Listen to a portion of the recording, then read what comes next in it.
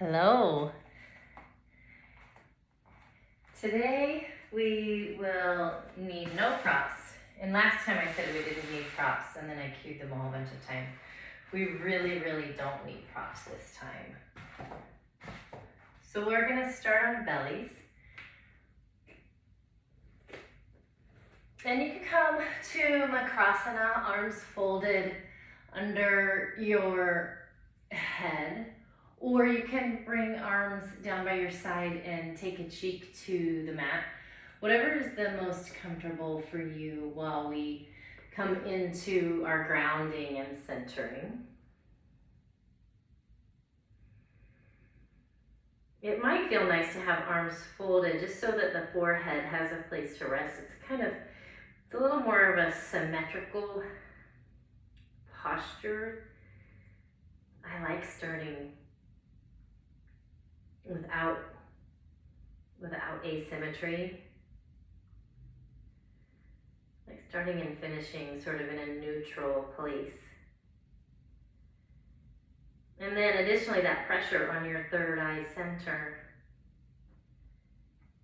kind of gives the indication to our bodies and brains that it's time to relax and focus. There are a lot of vagus nerve endings in the face, particularly in the forehead.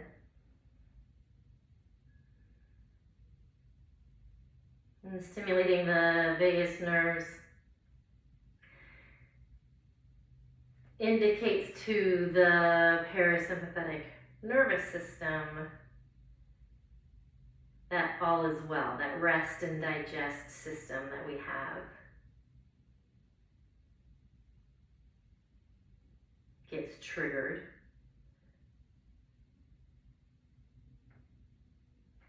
And our bodies and our brains naturally understand that it's time to chill.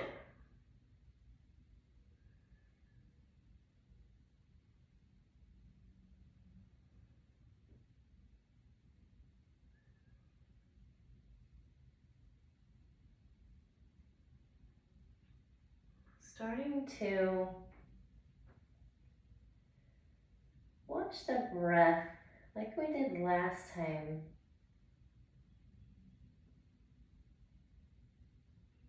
And imagining it to be like a wave on the ocean. So we watch as it sort of feels like it originates in the low belly and starts to swell as it rises up into the ribs and finally filling our lungs all the way up underneath the collarbones. And then the tide kind of goes out as we exhale.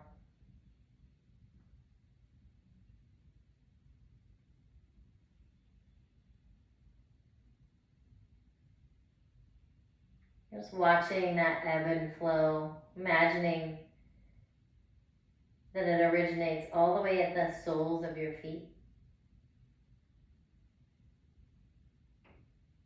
and swells all the way to the top of your head. Then recedes from the crown of your head all the way down to your feet.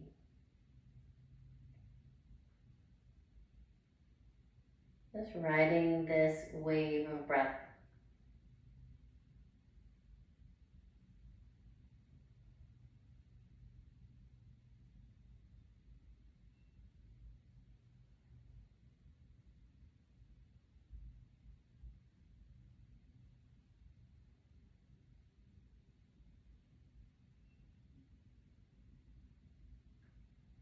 Take 2 more of these breaths from feet to crown and crown to feet.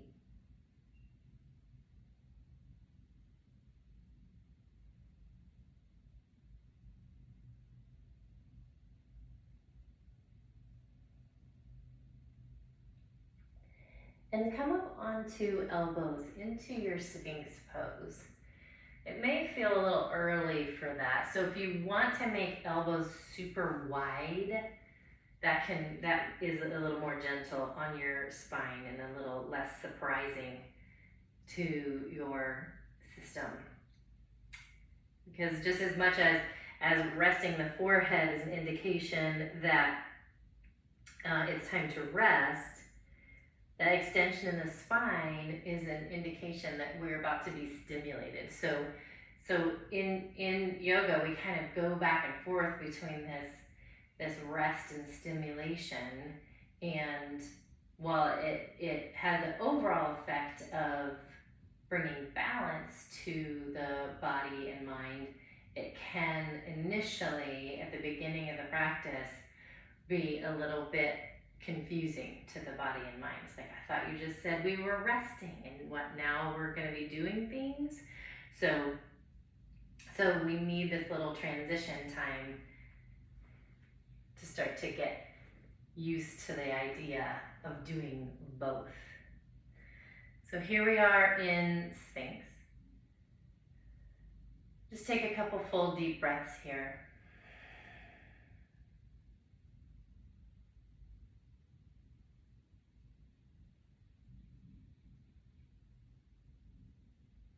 And bend your right leg. Maybe slide your left elbow into the center so that you are supported. Reach back and find your right foot. Press your heel down toward your seat. And especially since it is so early in the practice, this might be plenty. If you're interested or curious about squeezing your buns, sending your kneecap down toward the end of the mat, or pressing your right hip point into the mat, you can do one, all, or none of those things. Just waking up the front body here.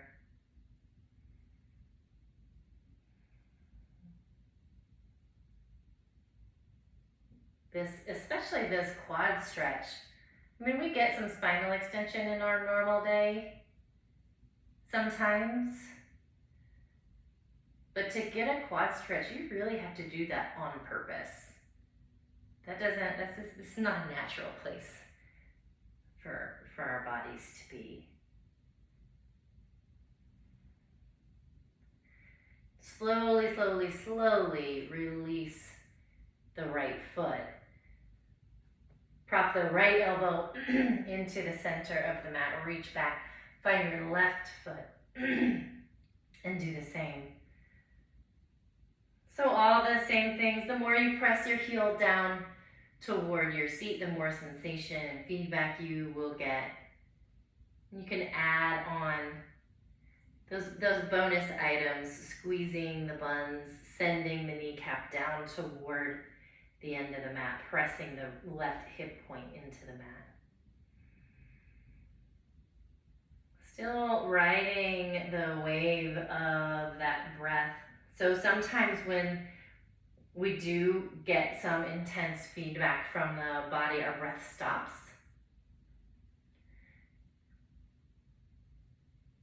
So intentionally breathing today.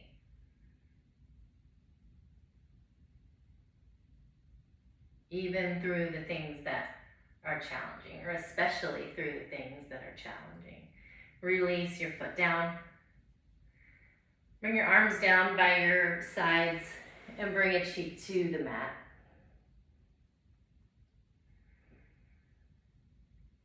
Starting to breathe into that space between your shoulder blades.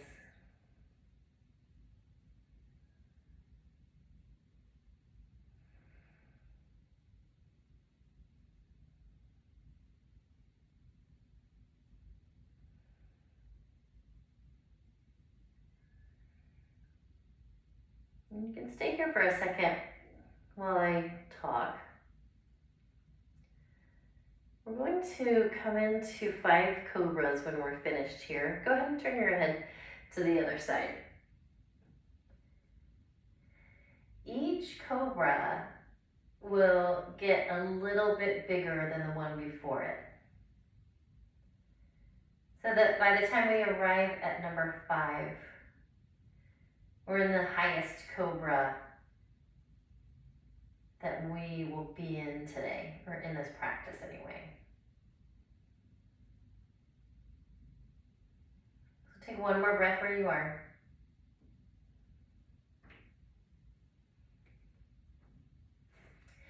Bring your hands under your shoulders where you always do for your cobra. Maybe not exactly under your shoulders, maybe sliding down a little bit more toward the widest part of your ribs.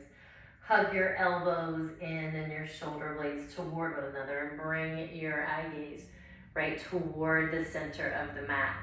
So cobra number one, just the teeniest, weeniest little lift. And exhale down. 2 gets a little bigger, maybe a little bit of involvement of the arms. Exhale down, starting to feel the whole back body become involved.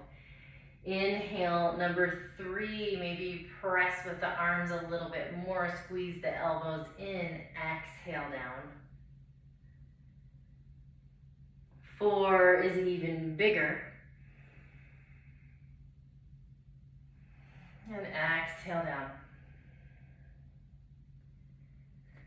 And 5 is high cobra. Exhale all the way down. This time when you press through cobra, come all the way back into child's pose. Just finding that counter posture, that flexion in the spine.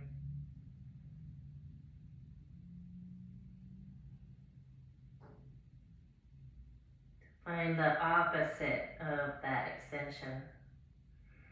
And inhale up to kneeling.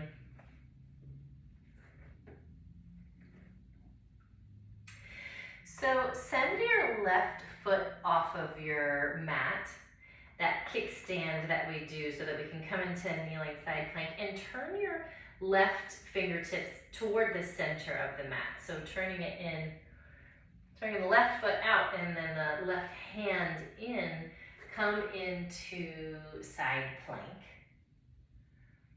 Eye gaze up on the right thumb. And float the right leg. Bend the right knee, reach the right hand back. Maybe your hand and foot come together, maybe they don't. It's the same action whether they're touching or not. That opening in the right side body, that contraction in the back of the right side body. If your hand and foot are together and you're interested, press your foot into your hand, squeeze your right side seat. Find a bigger opening in the front of the right hip, right quad, right chest, whole right side. Big inhale wherever you are. Reach the arm and leg out long. And come back to kneeling. And slide the right foot off. Turn the right fingertips in toward the center of the mat. Kneeling plank on the right side. Really sliding that left foot way far away from you. Left fingertips way up toward the ceiling. Lift the left leg. Bend the left leg. Left hand reaches back. Maybe they catch, maybe they don't. If they do, press the foot into the hand, squeeze the left side seat, open that whole left side body.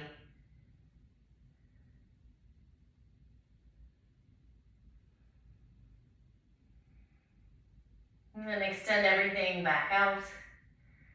Come back into kneeling.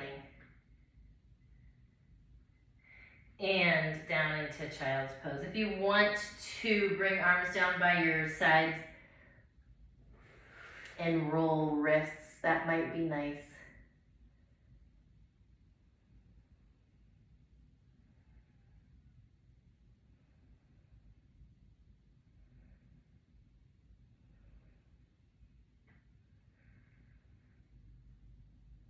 So next we're coming into down dog. Nothing's gonna come of the down dog except for we'll come into 3-limb dog, once on each side. So if you already know that maybe that's a lot on your wrists or on your shoulders, maybe coming into tabletop and coming into a 3-limb tabletop instead. Or coming to kneeling, because that's where we're headed next. So arms up overhead, come into your downward facing dog. Take a big inhale breath. On your exhale, let your heels really sink down. Let your chest reach back toward your knees.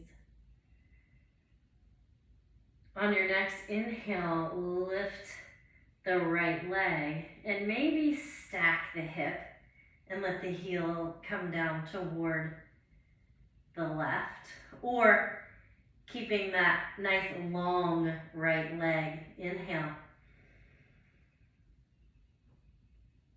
Exhale, right foot comes down. Inhale, left leg comes up, and then same thing. Either keep it long or let the heel come down toward the right. Big inhale. Exhale, come down. And lower down to your knees. So this part, totally up to you. You can stay in hero here. Here we are using props that I said that we don't need. Or you can sit on your blocks in kneeling, or you can come into Sukhasana, just legs crossed. I like hero, and I like supported hero because I'm not so great at sitting on my heels, but I really like hero because I can get a neutral spine. It takes the legs out of it, and so I have this ability to find a neutral pelvis. And when I'm in Sukhasana, when I'm in easy pose, I have this kind of roundness in my spine, and I'm not able to as easily sit up as tall, and then I can't breathe as efficiently if I'm in Sukhasana. That's what I think. So however you like to do it, be tall. Really feel into your sitting bones. Find that neutral pelvis, long spine. Send your arms out to the side and up. Take hold of your left elbow and find a triceps stretch. So you can let your left hand do whatever it wants. It just kind of rests behind you, kind of dangles. Sit up really tall and find a little half moon here. So you might have to be doing a little more work in the right leg than the left to keep you upright. Inhale, arms come up. Exhale, left hand onto right elbow and flexion to the left.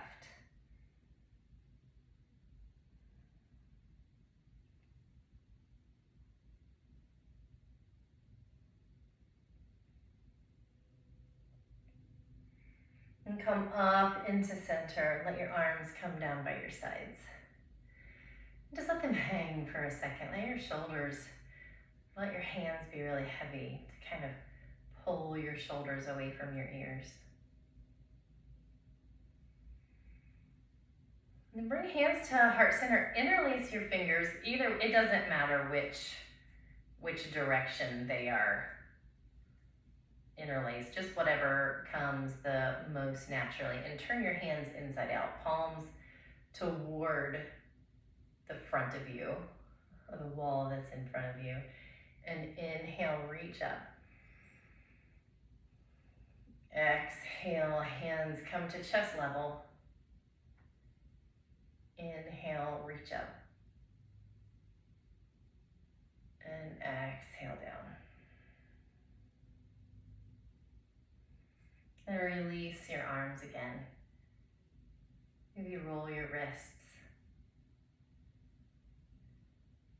If you're on blocks, move them out of the way.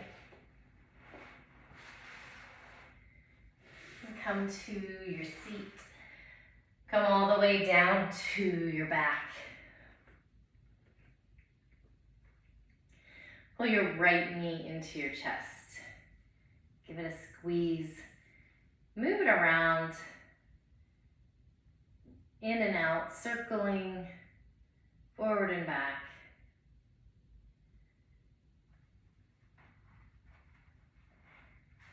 And coming into your twist, pull your knee across to the left. Maybe reach your your right arm out to the side. Kind of intensifies the stretch, it intensifies the twist. Find maybe a big sensation across the right side chest into the upper arm.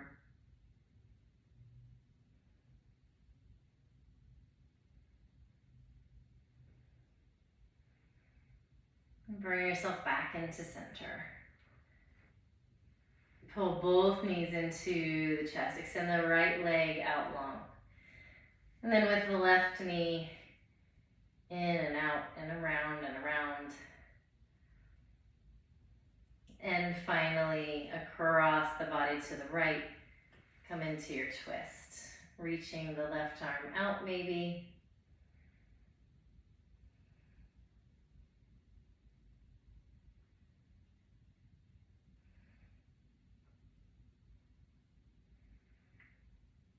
And come back into center. Let the legs come out long. Let the arms come long. Let the eyes close.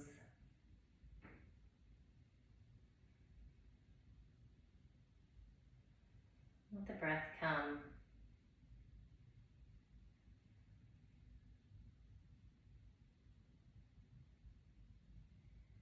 Watching the ebb and flow once again all the way from the soles of your feet to the crown of your head.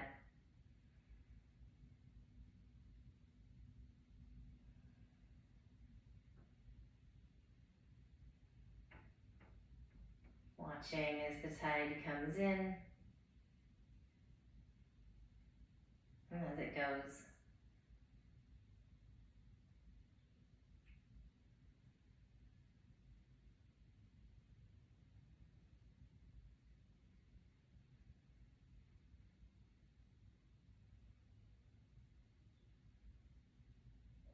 And when it's time to come out of Shavasana, I will cue you.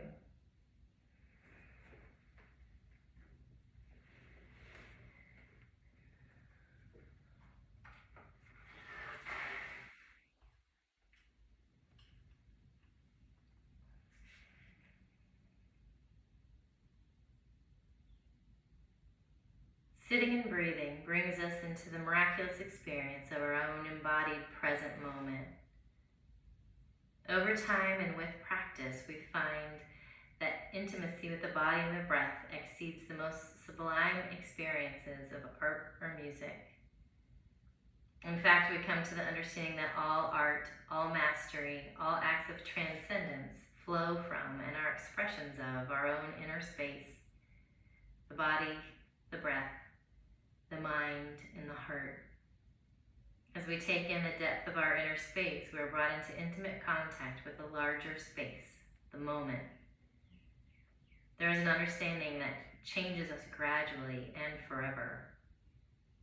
The space within us and the space around us are the same. We are the wave in the ocean, and everything else is too.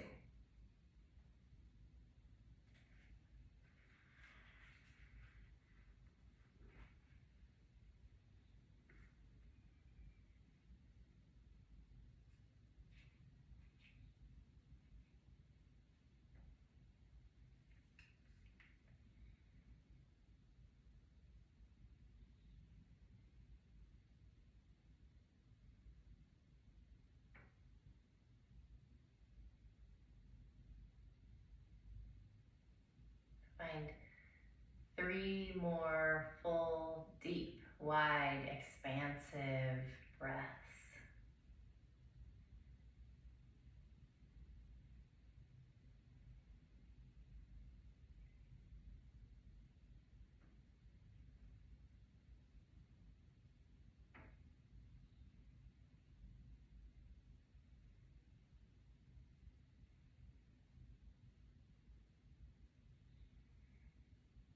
Start to make your way to your side.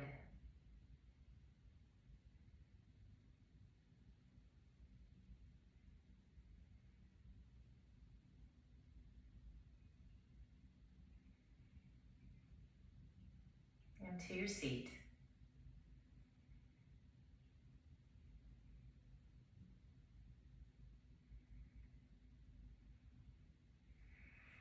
And send your arms out and up. And pull your hands to heart center. Om Shanti, Shanti, Shanti. Peace.